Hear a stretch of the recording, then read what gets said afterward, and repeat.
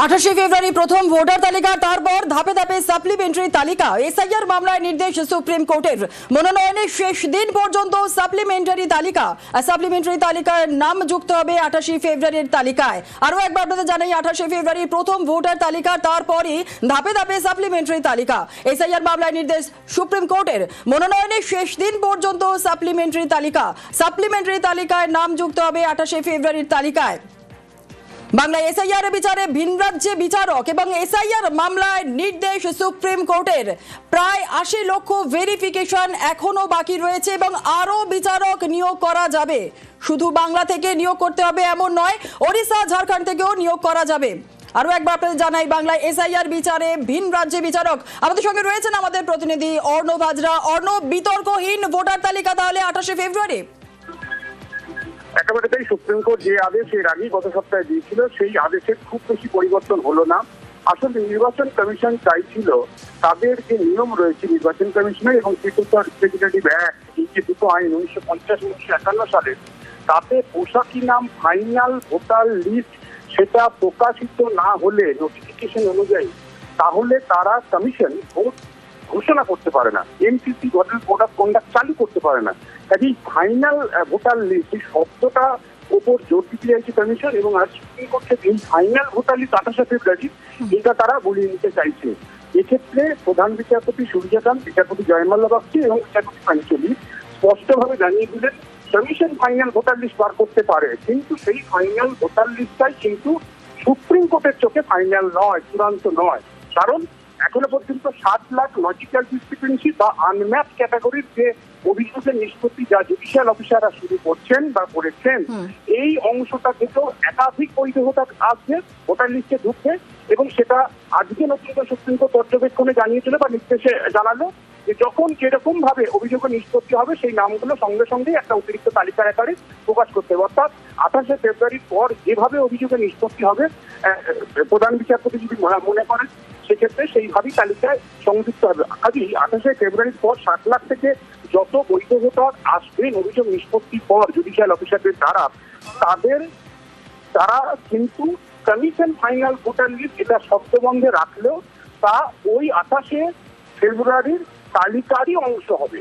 কাজেই এই ভোট ঘোষণা করে দিয়ে একই সঙ্গে এসআইআর এর কাজও চলবে, আবার অন্যদিকে ভোটের কাজও চলবে। এই দুটোকে প্যারালালি করতে চাইছিল সুপ্রিম কোর্ট, যা একবার তাদের আইনজীবীও বলে ফেললেন। কিন্তু সুপ্রিম কোর্ট এই বিষয়টাতে স্ট্রিক্টলি নট রইল, অর্থাৎ সুপ্রিম কোর্ট সরাসরি সে বিষয়টা নিয়ে কোনো কথা বলল না। অর্থাৎ সুপ্রিম কোর্টও চাইছে যে চূড়ান্ত ভোটার তালিকা বা অভিযোগের নিষ্পত্তিগুলি করার পরই এক্ষেত্রে ফাইনাল ভোটার লিস্ট প্রকাশিত হোক। কাজে এখন কমিশন যদি ফাইনাল ভোটার লিস্ট তারা মনে করে যে প্রকাশ করবে, কিন্তু তারপরে অভিযোগের নিষ্পত্তির পর যাদের নাম আসবে তারাও কিন্তু ওই ভোটার লিস্টেরই অংশ।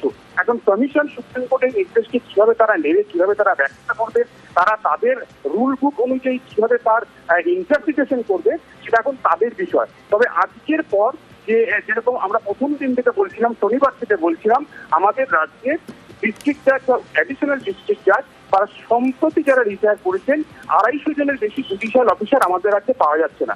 আদতে আমাদের রাজ্যে এখনো সাম্প্রতিক একটি পরিসংখ্যান তাতে দেখা যাচ্ছে আমাদের রাজ্যে 936 জন বিচারক রয়েছেন এবং সেটা জুডিশিয়াল কোর্ট অনুযায়ী এই 936 জন, তার মধ্যে 196 থেকে 97 জন যারা সিটিং ডিস্ট্রিক্ট জাজ বা অ্যাডিশনাল ডিস্ট্রিক্ট জাজ। এই অবস্থায় 250-র বেশি কিন্তু জুডিশিয়াল অফিসারের কথা বলেছে সুপ্রিম কোর্ট। কাজেই তার প্যারামিটার তার নিচে নামতে পারছেন না প্রধান বিচারপতি সুজয় পাল। তাই সুপ্রিম কোর্ট জানিয়ে দিল এক্ষেত্রে জুনিয়র ডিভিশন বা সিনিয়র ডিভিশনে আমরা যাদের জজ বলে জানি, অর্থাৎ দেওয়ানি আদালতে যারা বিচারের কাজটা করেন, তাদের যদি 3 বছরের অভিজ্ঞতা থাকে তাহলে তারা এই ভোটের কাজে অংশ নিতে পারবেন বা এসআইআর এর কাজে অংশ নিতে পারবেন। একই সঙ্গে প্রধান বিচারপতি বেঞ্চ আজকে নির্দেশ দিল পড়শি যে রাজ্যগুলি রয়েছে আমাদের, এক্ষেত্রে ওড়িশা, ঝাড়খণ্ড, সেখান থেকেও এই জেলা বিচারক বা জুডিশিয়াল অফিসার নিতে পারবে। প্রধান বিচারপতি রিকোয়েস্ট পাঠাবে এবং সুপ্রিম কোর্ট আজ নির্দেশ উল্লেখ করে দিল ওই দুই রাজ্য। অর্থাৎ শুধু বাংলা থেকে নয় নিয়োগ করতে হবে এমন, মানে বাংলা থেকেই যে নিয়োগ করতে হবে এমন নয়, ওড়িশা ঝাড়খণ্ড থেকেও নিয়োগ করা যাবে। অর্ণব,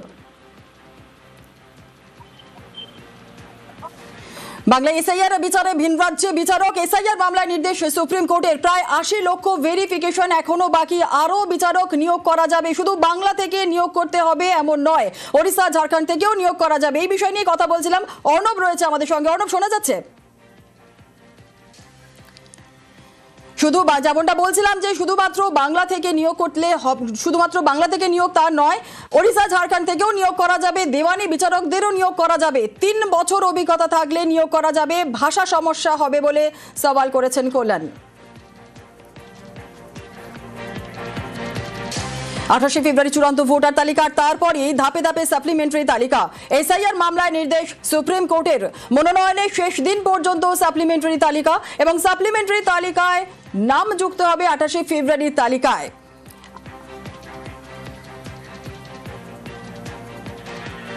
আঠাশ তারিখে ফাইনাল লিস্ট বেরোবে, কিন্তু তারপরও কন্টিনিউয়াসলি সাপ্লিমেন্টারি লিস্ট বেরোতে থাকবে। আমি একটা সময় করেছিলাম, জিজ্ঞেস করেছিলাম, বলেছিলাম যেরকম নমিনেশনের 7 দিন আগে পর্যন্ত ফর্ম 6 ফিল আপ করা যায়। তখন জজ সাহেবরা বলেছেন যে একটু আমাদের পাওয়ার রয়েছে, আমরা সেটা দেখব, যদি কোনো সমস্যা হয় সেটা আমরা দেখব, সেটা দরকার হলে বাড়াবো। আর ইলেকশন কমিশন চাইলো যে তাদেরকে ডিসক্রিপশনের পাওয়ার দেওয়া হোক, যে তাদের ডিসক্রিপশন পাওয়ার আছে, অতএব তারা যেন নেসেসারি সার্কুলার ইস্যু করতে পারে, ইনস্ট্রাকশন ইস্যু করতে পারে। যে ওরেলি এটা বললো, এবং ওরেলি চিফ মানে 3 জজ সাহেবরা বললো না না তা হবে না, কিচ্ছু হবে না। জজের কোনো ডিসক্রিপশন কোনো কিচ্ছু না, যা আছে সেদিনকার মতো যা যা ছিল সেই ভিত্তিতে সমস্ত কিছু ডিসাইড করা হবে।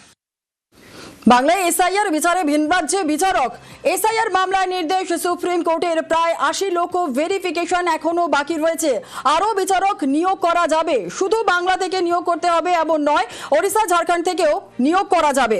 দেওয়ানি বিচারকদের নিয়োগ করা যাবে এবং 3 বছর অভিজ্ঞতা থাকলেই নিয়োগ করা যাবে। ওড়িশা ঝাড়খণ্ড থেকে নিয়োগ করা যাবে, শুধু বাংলা থেকে নিয়োগ করতে হবে এমন নয়। আরো একবার আপনাদের জানাই, ওড়িশা ঝাড়খণ্ড থেকে নিয়োগ করা যাবে, দেওয়ানি বিচারকদেরও নিয়োগ করা যাবে।